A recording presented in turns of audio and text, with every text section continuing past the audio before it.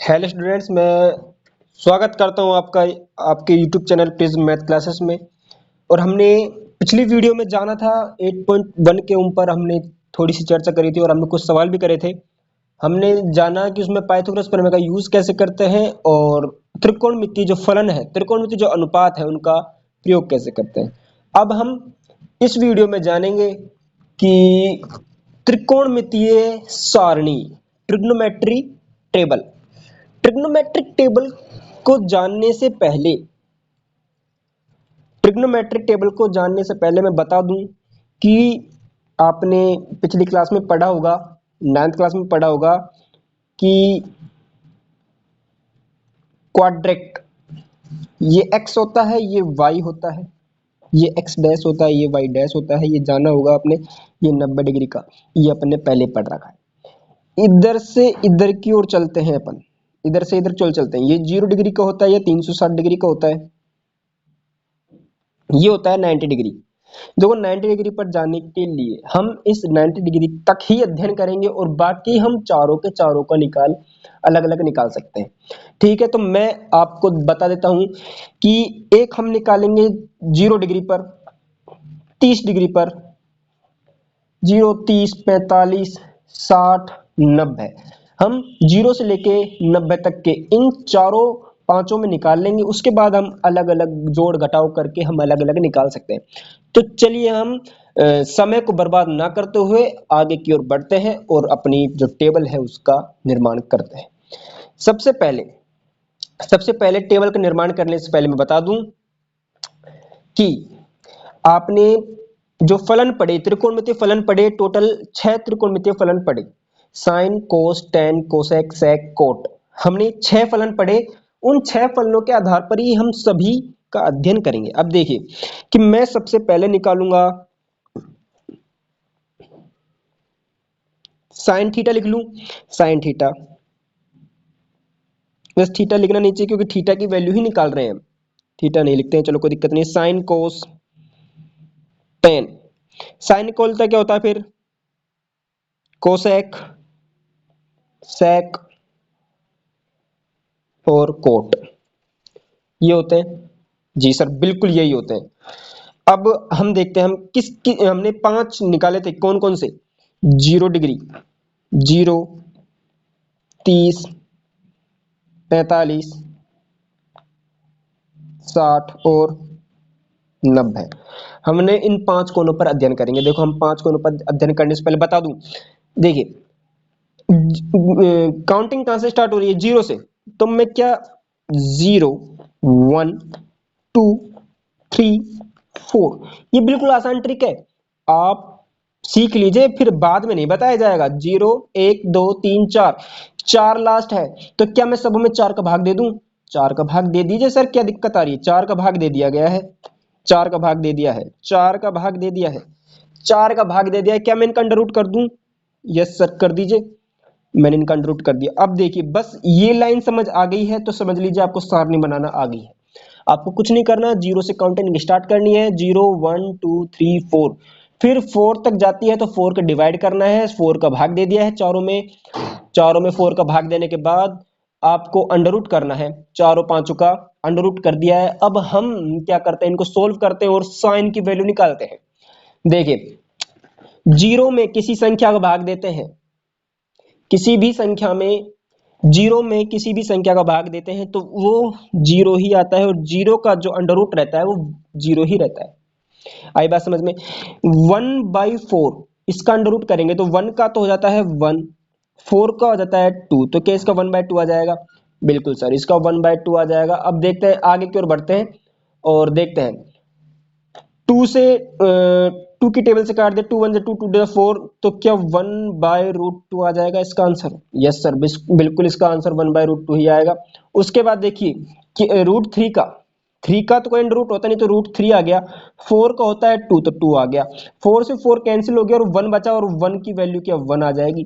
Sign की table अगर आपको समझ में आ गई तो समझ लीजिए ये चारों पांचों आप आराम से निकाल सकते हो, बिल्कुल कोई दिक्कत नहीं है। आपको सवाल भी कराए जाएंगे, सारणी बनाना सीख लीजिए।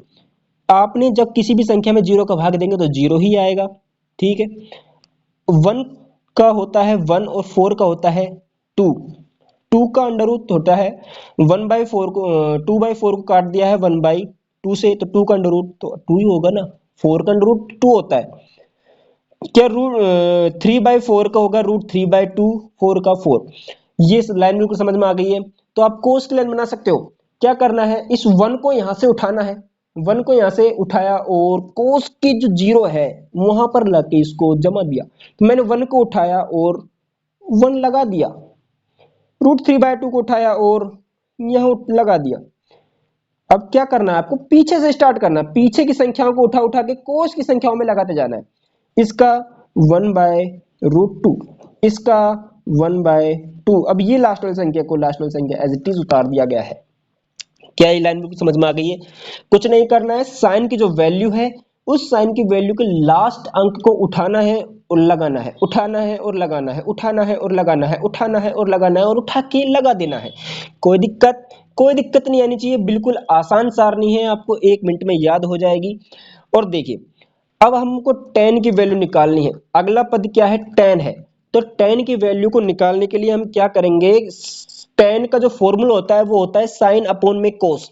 साइन अपॉन में कोस, तो क्या करते हैं, साइन की वैल्यू 0, कोस की वैल्यू 1। तो क्या मैं इसको 0 अपॉन में 1 लिख दूं? समझ में आ रही बात? एक संख्या इसकी उठानी है, एक संख्या उसकी उठानी है, ऊपर वाली उठानी है। ओके। अब इसके अंश में, ये तो अंश और नीचे वाला हर, तो इसके हर में कुछ नहीं तो क्या होगा, एक होगा ना। इसके हर में कुछ नहीं तो क्या होगा, एक होगा ना। तो क्या हमको अंश वाली पद उठाने हैं और अंश और हर में जमाते जाना है। ऐसे में इसका अंश का पद उठाऊंगा 1 और कोस के अंश का पद उठाऊंगा √3, तो क्या √3 आ जाएगा। यस सर, ये तो बिल्कुल सिंपल है। ये 1/1 आ जाएगा, तो क्या मैं इसको 1 लिख दूं। ये √3/1 हो जाएगा। Yes sir, √3/1। ये क्या 1/0 हो जाएगा। Yes sir. अब आप कहोगे सर 1/0 इसकी वैल्यू क्या आती है। देखो बेटा, 1/0 अगर 1 में 0 का भाग हम किसी भी संख्या में देते हैं, 0 का भाग यदि हम किसी भी संख्या में देते हैं तो उसकी वैल्यू को ज्ञात नहीं किया जा सकता है। ये पहले ही वैज्ञानिकों ने ज्ञात कर लिया है। इसकी डिटेल में हम आपको बाद में बताएंगे। अब हम आपको बताते हैं कि 1/0 को जब डिफाइन नहीं किया जाता है वैल्यू, तो हम इसको अनंत या इनफाइनाइट के रूप में भी दर्शा देते हैं। इनफाइनाइट का जो साइन होता है वो ऐसा होता है, 8 की तरह होता है। 8 को क्या लेटा देते हैं, तो ये इनफाइनाइट का साइन हो जाता है। अब बात करें कोसेक की। देखिए, हमने लाल बटे कक्का पढ़ा था, तो लाल बटे कक्का में साइन का उल्टा हमने कोसेक पढ़ा था। तो क्या साइन का उल्टा ही कोसेक होता है। Yes sir. तो क्या ये 0/1 है, तो क्या मैं इसको 1/0 लिख दूं। सर लिख दो, कि आपने बोला है उल्टा है तो उल्टा ही है। अब 1/0 क्या अनंत का होता है। मैं आपको समझाने के लिए बता रहा हूं कि 1/0 अनंत होता है, ये आपको कोई बताएगा नहीं फिर बाद में। अब देखिए, साइन का उल्टा ही करना है, तो 2/1, तो क्या मैं 2 लिख दूं। √2/1, तो क्या मैं √2 लिख दूं। 2/√3 लिख दूंगा, इधर 2/√3 लिख दिया है। और इधर 1/1 ही आएगा इधर, तो क्योंकि इसके अंश में क्या है और हर में क्या है, 1 ही है। क्या कोस भी सेक का उल्टा होता है। यस सर, कोस भी सेक का उल्टा होता है। क्या इसके अंश में और हर में पद 1 है। यस सर, 1 है। तो क्या ये 1 ही हो जाएगा। यस सर, 1 हो जाएगा। इसकी वैल्यू 2/√3 हो जाएगी। यस सर, 2/√3 हो जाएगी। और इसकी √2, इसकी 2, इसके अंश में कुछ नहीं है, अंश में है हर में कुछ नहीं है, तो 1 आ जाएगा। तो क्या 1/0, और 1/0 की वैल्यू क्या होती है, अनंत होती है। 1/0 की वैल्यू क्या होती है, अनंत होती है। tan का उल्टा कोट होता है, तो क्या tan का मैं उल्टा करके लिख दूं 1/0, तो क्या 1/0 की क्या अनंत होती है। Yes sir. आपको पूरी सारणी में सिर्फ 4 ही, सिर्फ और केवल 4, मात्र 4 कोणों पर ही जो साइन कोस tan के मान है वो अनंत प्राप्त होते हैं 90 डिग्री तक के में, क्योंकि अनंत हो जाएगा। अब मैं क्या tan को उल्टा √3 लिख दूंगा। √3, इसका उल्टा 1, इसका 1/√3, इसका 0/1। 0/1 को 0 भी लिख सकते हैं। देखिए, ये आपकी है ट्रिग्नोमेट्रिक टेबल, त्रिकोणमितीय सारणी। त्रिकोणमितीय सारणी में मैं आपको बता दूं कि जो ये वाले पद हैं जिनको मैं बॉक्स में बंद कर रहा हूं, जो मैं बॉक्स में बंद कर रहा हूं, ये कुछ अलग हैं, थोड़ी यूनिक हैं, इनका मान नहीं निकाला जा सकता। इसलिए मैं इनको बॉक्स में बंद कर रहा हूँ। अगर मैं इनको खुला रख दूं तो क्या ये फिर ये मान निकालने में आसानी नहीं होगी। अब देखिए हमको सिर्फ और सिर्फ क्या करना है, अनंत के नहीं रखना है हमें। कहीं पर भी अगर वैल्यू आती है, अगर वैल्यू प्राप्त नहीं हो रही तो हम क्या करेंगे, अनंत लिख देंगे। अगर हमारे को वैल्यू निकालनी है तो हम 1/0 का ही यूज करेंगे, 0/1 का ही यूज करेंगे। हम जो भी ट्रिग्नोमेट्रिक में जो दे रखे हैं, जो इन फंक्शन, जो इन मानों को दिया हुआ है, हम उन मानों का ही प्रयोग करके अपने सवाल को हल करेंगे। अब देखिए जैसे आप कहोगे सर सवाल कैसा आएगा, सवाल बिल्कुल सीधा पूछेगा। सवाल कैसे पूछेगा कि साइन 45 की वैल्यू ज्ञात करो, साइन 45 की वैल्यू ज्ञात करो। तो साइन तो ये रहा, 45 ये रहा, 45 के नीचे ये रहा, तो साइन 45 की वैल्यू क्या 1/√2 हो जाएगी? सर बिल्कुल हो जाएगी।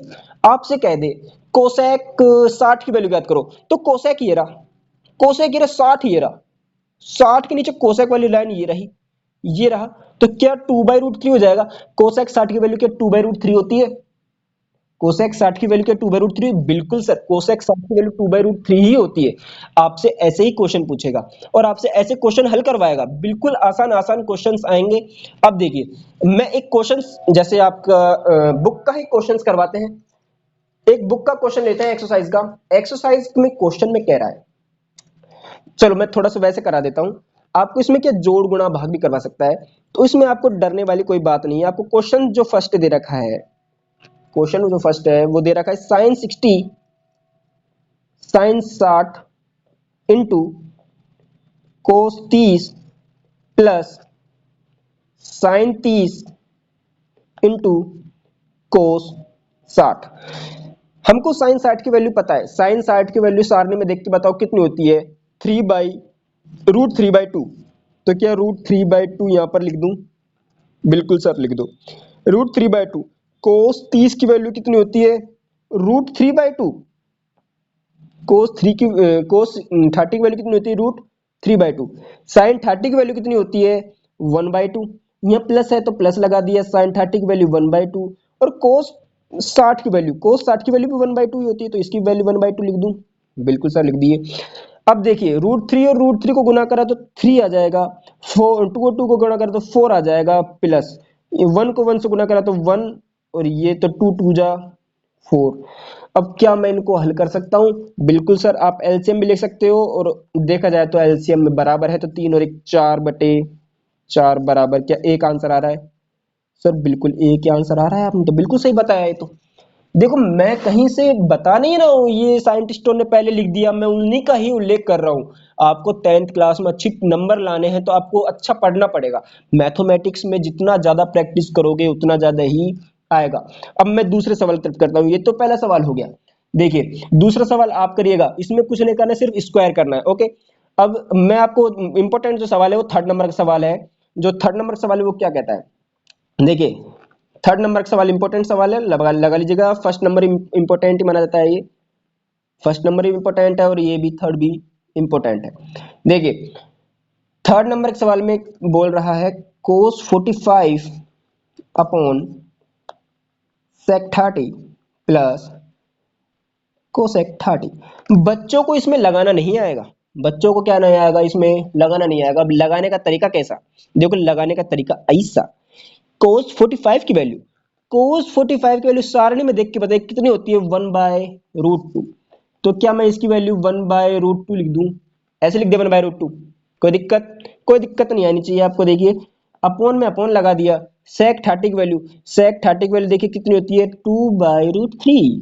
तो क्या मैं 2/√3 ऐसा ऐसा हो चुका है, प्लस का प्लस लगाया है। कोसेक 30 की वैल्यू देखिए कितनी होती है, कोसेक 30 की वैल्यू 2, तो क्या 2 हो जाएगी? बिल्कुल सर 2 हो जाएगी। अब देखिए करना क्या है, करना कुछ नहीं है, ओनली फॉर, देखिए नीचे ऊपर वाले को एज इट इज रहने दीजिए, 1/√2। ऊपर वाले को छेड़िए मत, नीचे वाले से थोड़े से घुले मस्ती कर ली जाए। घुला मस्ती करते हैं, और घुला मस्ती में क्या करते हैं, लघुत्तम लेने की सोचते हैं, तो लघुत्तम लेते हैं तो क्या √3 आएगा। तो क्या 2 + 2 √3, क्या ये आएगा? सर बिल्कुल यही आएगा, और तो क्या आएगा, और तो कुछ नहीं आना चाहिए, वैसे तो कुछ नहीं आएगा। तो देखिए आगे चलते हैं और आगे इसको सोल्व करते हैं। आगे इसको सोल्व करते हैं तो क्या ये 1/√2 नीचे, ये तो आगे सर 1/√2 आगे नीचे, ओके सर। अब क्या मैं इसको ऐसे मल्टीप्लाई लगा के √3 को तो ऊपर भेज दूं, √3 ऊपर चला जाएगा, और क्या ये 2 प्लस 2√3 ये आ जाएगा? बिल्कुल सर। और तो क्या आएगा? यही आएगा। अब मैं जरा आगे चलता हूं। अब देखिए इस सवाल को आपने देखा। अब हम नेक्स्ट अगले सवाल नहीं, मतलब इसको तो पूरा कर ले पहले। इसको पूरा करते हैं तो देखिए इसको सोल्व करते हैं तो क्या √3 मल्टीप्लाई कर दो अंदर, √3 हो गया। अब √2 किससे अंदर गुना करेंगे तो क्या आएगा? √2 गुना कर दो 2√2, और इसको इससे गुना करेंगे तो प्लस 2√6, 2√6 आ गया। ठीक है, √3 और 2 कॉमन ले लिया तो क्या √2 प्लस √6, क्या ये वैल्यू आ गई? यही इसकी वैल्यू है, ये इसका आंसर है। कोई दिक्कत आई कि नहीं आई? कोई दिक्कत है? वैसे दो दिक्कत होनी नहीं चाहिए, बिल्कुल आसान सवाल है। ऐसे ही देखिए इसमें तो यही इंपॉर्टेंट है, और तो इसमें कुछ ऐसा इंपॉर्टेंट सवाल नहीं है। अब एक सवाल और देखते हैं, और सेकंड नंबर के सवाल में चलते हैं।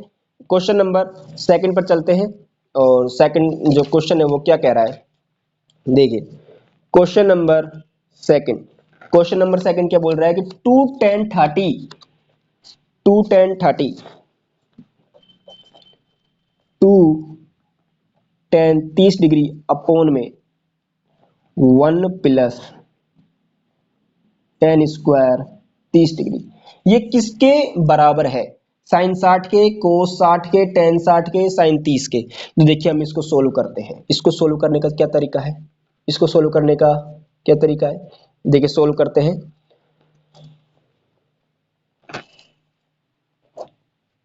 2 गुणा टेन 30 की वैल्यू कितनी होती है? 1/√3, तो क्या इसकी जगह 1/√3 लिख दूं। 1 plus ten square 30, ten square 30, ये 1/√3 था तो इसका मैं स्क्वायर कर दूंगा तो 1/3 आ जाएगा। सर बिल्कुल 1/3 आ जाएगा। तो क्या ये 2/√3 हो गया, और क्या ये इसका मैं लघुत्तम ले लूंगा तो क्या ये 4/√3 हो जाएगा? बिल्कुल सर, आप बिल्कुल सही कर रहे हो, बिल्कुल सही कर रहा हूं। अब देखिए क्या होगा, आप कहोगे सर ये कैसे √3 इंटू, अब मैं √3 को ऊपर भेज दूं, ये जो √3 इसको मैं ऊपर भेज दिया, 4 नीचे आ जाएगा, √3 से √3 कैंसिल हो जाएगा, क्या बचा 2/4। जब 2/4 बचा, 2/4 बचा और इसको मैं काट देता हूं तो क्या ये 1/2, 2 के टेबल से कट गया। अब देखिए 1/2 किस त्रिकोणमितीय फलन का मान होता है? क्या साइन 60 की वैल्यू होती है? यस सर, साइन 60 की वैल्यू होती है? नहीं सर, साइन 60 की वैल्यू तो नहीं होती, साइन 60 की वैल्यू तो √3/2 होती है। तो क्या कोस 60 की वैल्यू होती है? कोस 60 की वैल्यू सर 1/2 ही होती है। हाँ, कोस 60 की वैल्यू हो सकती है। आगे देखते हैं, आगे कह रहा है टेन 60 की वैल्यू, क्या टेन 60 की वैल्यू होती है? सर टेन 60 की वैल्यू तो √3/1 होती है। आगे देखते हैं साइन 30 की वैल्यू, सर साइन 30 की वैल्यू तो 1/2 होती है। अब इसमें दो कन्फ्यूजन आ चुके हैं कि नहीं आ चुके? क्या मैं साइन 60 लूं या फिर क्या लूं? ये कन्फ्यूजन आ रहा है, ये कन्फ्यूजन आ रहा है।